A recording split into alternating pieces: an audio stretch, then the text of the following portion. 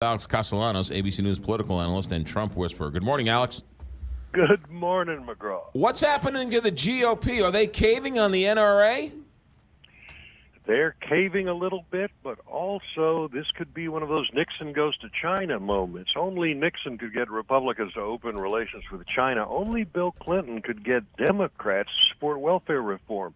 The NRA embraced Donald Trump. Donald Trump hugged them back. Now, Donald Trump is putting some heat on to say, look, we've got to do a little something on gun control, maybe raise the age limit to 21, toughen some background checks, get rid of bump stocks, and the NRA may meet him halfway on some of these things. But the big movement is not going to be on gun control. It's going to be on mental health and school safety.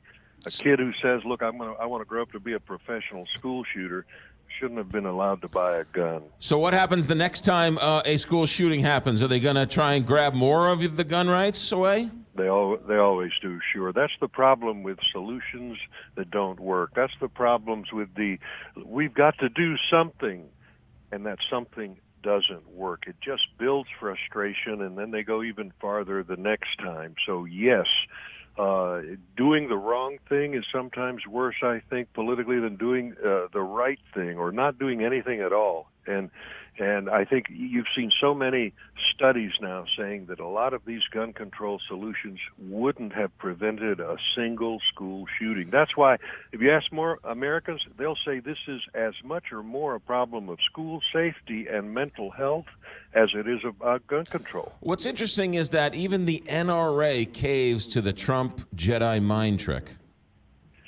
It's amazing, isn't it? You got to be careful. You know, if you're negotiating across the table and the other guy says, look, you got to lower your price, you'll think about it. But if someone on your side of the table says, look, our price is too high, we got to come down, that puts the heat on you. And that's the NRA now. They're in a tough spot. They hugged Donald Trump. They got to dance with who brung them.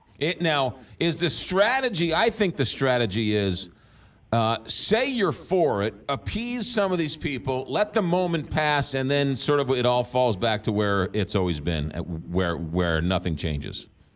And that's probably what's going to happen. I think you'd be a good hostage negotiator, McGraw, because that is let some of the steam out of the kettle right now.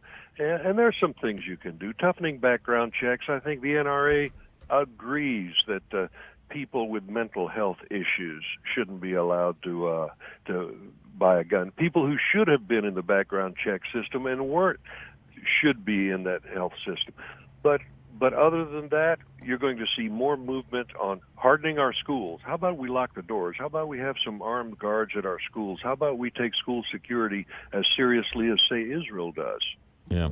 Alex, while we have you, is it true, and are we living in a world where Mona Sharon at the CPAC talked about family values and was booed off the stage? Is that the world we live in now?